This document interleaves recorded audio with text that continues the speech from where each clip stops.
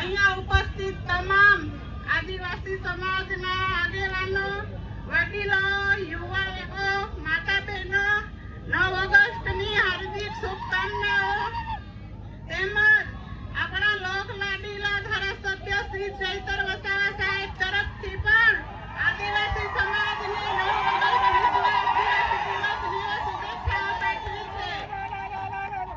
દર વર્ષની જેમ આપણે આ વર્ષે પણ 9મી ઓગસ્ટ વિશ્વ આદિવાસી દિવસ ઉજવીએ છીએ ત્યારે આપણા આદિવાસી સમાજના રીતિ રિવાજો, રૂઢિઓ, પરંપરાઓ, વાજિંત્રો, પહેરવેશ આપણે આપણા સમાજનું અસ્તિત્વ ટકાવવા માટે આપણે જાળવી રાખવાનું છે. આપણા જંગલો, જમીનો આપણા જ છે, એનો આપણો અધિકાર છે. આદિવાસી સમાજે સંગઠિત અને જાગૃત થવાનું છે. આજે યુવાઓ પણ ઘણી મોટી સંખ્યામાં ઉપસ્થિત છે ત્યારે હું યુવાઓને કહેવા માંગુ છું કે આપણે વ્યસનોથી દૂર રહેવાનું છે અને શિક્ષણને પણ ધ્યાન આપવાનું છે. આદિવાસી સમાજમાં શિક્ષણ ઘણું ઓછું છે એટલે આપણે શિક્ષણ લાવીશું તો જ આપણો આદિવાસી સમાજ આગળ આવશે. આપણા ધારાસભ્ય સાહેબ આપણા આદિવાસી સમાજ માટે સડકથી સદન સુધી ઘણા પ્રશ્નો ઉઠાવે છે. આદિવાસી સમાજના જમીન ના હોય, આદિવાસી સમાજના ખોટા આદિજાતિ પ્રમાણપત્ર માટે, શિક્ષણ માટે, શાળાઓ માટે અને શાળામાં શિક્ષકોની ભરતી માટે ઘણા પ્રશ્નો ઉઠાવે છે ત્યારે આ સરકાર ખોટી રીતે એમને વારંવાર જેલમાં મોકલે છે.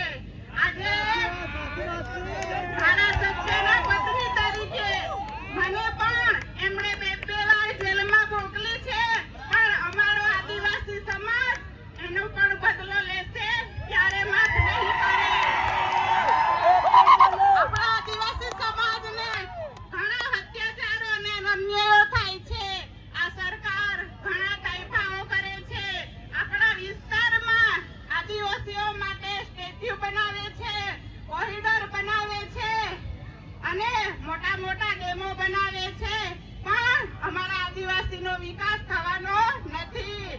અમારા વિસ્તારમાં જ્યારે અમે ડેમનું પાણી આપો, સારી શાળા આપો, સારા સ્કૂલો આપો, સારી હોસ્પિટલો આપો, સારા કોલેજો આપો અને યુનિવર્સિટી આપશો ત્યારે અમારો આદિવાસી સમાજ આગળ આવશે, ત્યારે અમારા આદિવાસી સમાજનો વિકાસ થશે. આજના 9 ઓગસ્ટ વિશ્વ આદિવાસી દિવસ તરીકે અમારા ધારાસભ્યને ખોટી રીતે જેલમાં ફસાવ્યા છે. જંગલ જમીન માટે, આદિવાસીઓ માટે લડે છે.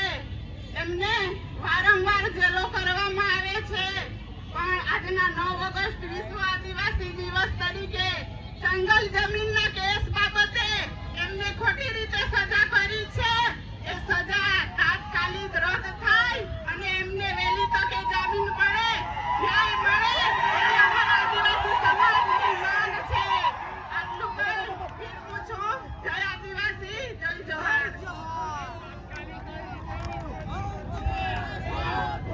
સુધીની વાત એમણે આપણા સમક્ષ મૂકી છે. ફરી એક વખત તાળીઓના ગડગડાટથી એમનો આભાર માની લઈએ. આ તબક્કે આદરણીય ચૈતરભાઈના ધર્મપત્ની શ્રીમતી વર્ષા